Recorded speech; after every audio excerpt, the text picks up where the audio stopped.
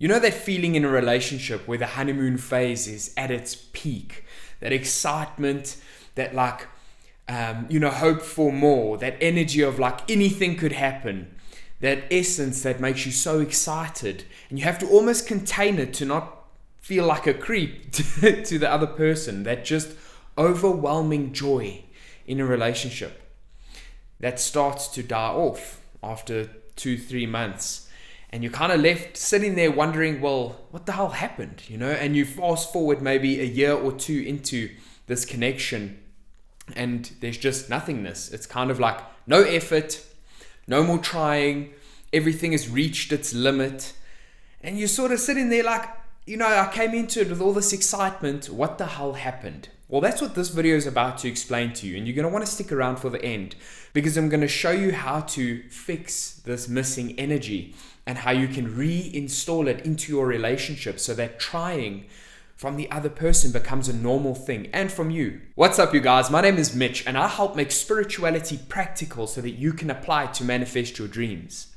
And this is sort of the whole topic, right? Is why do they stop trying? And it starts off with this whole image that I've poorly drawn out on the board. And basically, this is the idea of it starts off with this exciting curiosity. They're sort of looking at you like a gift. They look at you with this energy of excitement and hope and curiosity. And it starts to make them question. That curiosity starts to turn into a bunch of things. And the first thing is, what could this mean? So it's sort of that intention of like, what could it be built into? Now, I must start off by saying that every time you enter a relationship or a new connection with somebody, there is unlimited hope and intention to create something incredible without the what ifs in the way, without the uncertainties in the way. It's purely hope and free thinking that start off the connection. And it gets broken down, and that's ultimately what stops someone from trying. So what this all does is create this blend of curiosity and hope. Now, what does that curiosity and hope do to impact the excitement and effort that a person brings? So what starts to happen with this curiosity and hope is that we start to experiment. We start to create ideas of how we think the relationship is going to go in this free, limitless place, and how the other person is going to react to certain scenarios and certain playful sides of ourselves, or maybe serious sides and vulnerable sides. We start to pull off the layers of who we are in this relationship, in this attempt to see where things are going. And that's this little experimentation thing here. So it's little test tubes and bubbles and stuff. But that experimentation is how we figure out where we stand with the person in reality. So we get this imaginative idea, but what does it actually mean in the real world? And what starts to happen is we start to formulate ideas. And these are the check boxes. And we sort of, as we test with the person, certain revealing of parts of ourselves, how do they react? And there's a check mark here. Well, that's conducive to a good relationship. This part works together. Okay, well, this one doesn't. Number 2 doesn't work. I can't have this part of me. And that starts to create limitations. It's this number 2 that starts to create problems in how we work with this relationship. So number 3 and 4 all met. These certain parts of ourselves are met. And the number 2 is the element of what we ultimately start to put on a pedestal and really want above all. So let's say that point number 2 was playfulness and fun. Maybe what they come and test out in the waters is, can they be playful? Tickle fights, joke, banter, whatever it is. And the reaction isn't quite right. So there's a big X on this check mark of the possibilities that they created in their minds. And what that starts to do when our needs are not met in certain avenues, but there's other things that are good, is we hold on to some of the good, but we try and cling on to what isn't so satisfying us, the part that we really want. And what it starts to do is hyperinflate it. It makes it so important. We're like, oh my word, that's the be all and end all of a fun, happy relationship, and I don't have it. And it leads into boredom. Now, all of the good things that a partner does are valued at one item. It's not all of the things they do that are recognized. And it starts to make a person bored. I have a whole video on that whole structure between needs that are met and boredom and how to stop that in your relationship. So if you want to watch that, click it over here. And what the boredom leads to is this expectation system. I want certain things to happen, and you start to pull out of what's not natural for a person to get ultimately what you want. And that's a toxic trait that we start to do, and that becomes habit, which leads to the state of being unfulfilled.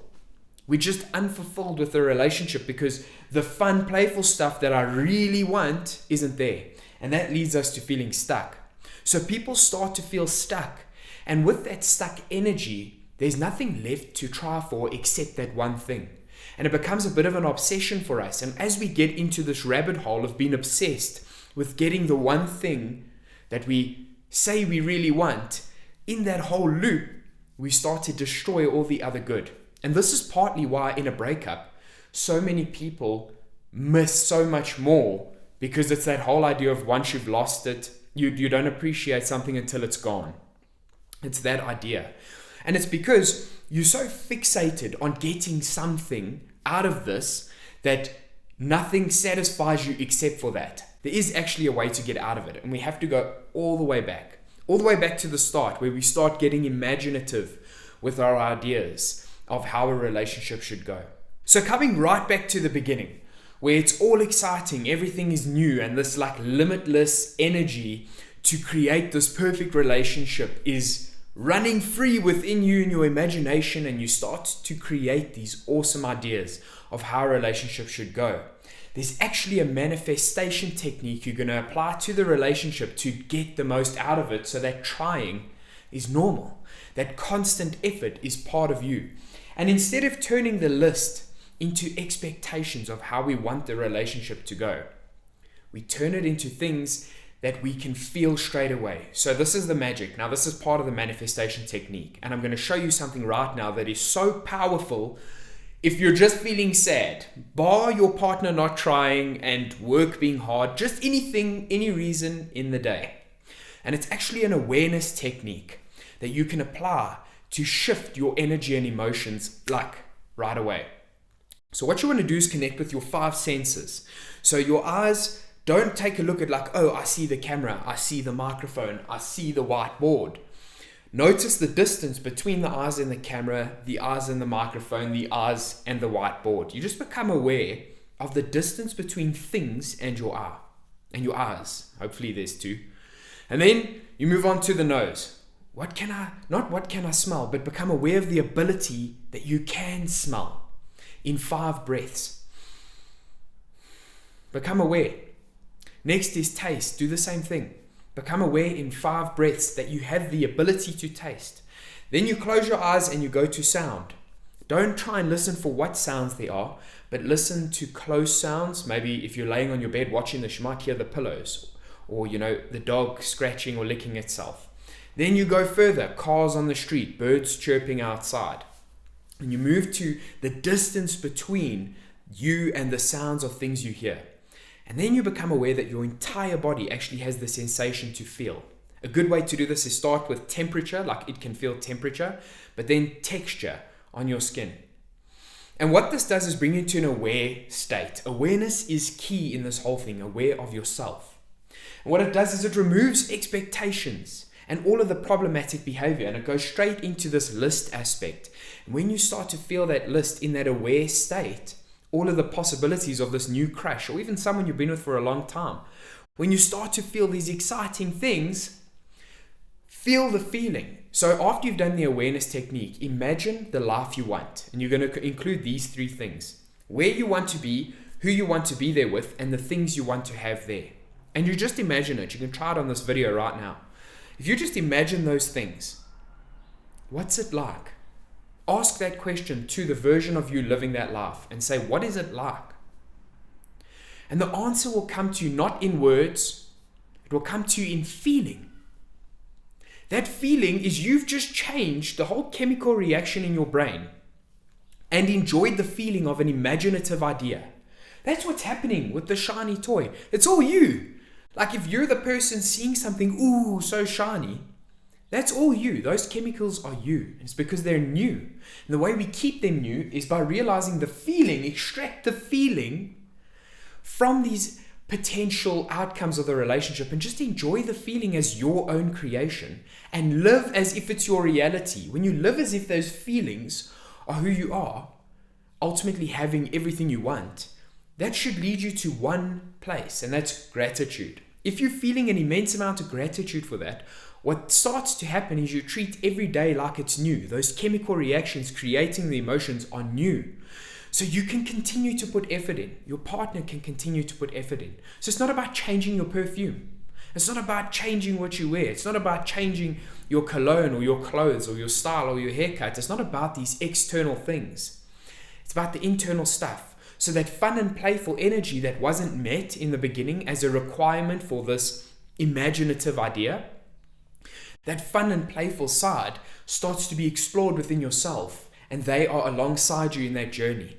So it's not a requirement for them to do for you. It's something you get to enjoy out of yourself. I really enjoyed making this video explaining why people stop trying and how to fix it. If you've enjoyed it, please make sure you leave this video a like so that I know to keep creating content like this. And if you haven't already, hit that subscribe button to be notified whenever I release a new video.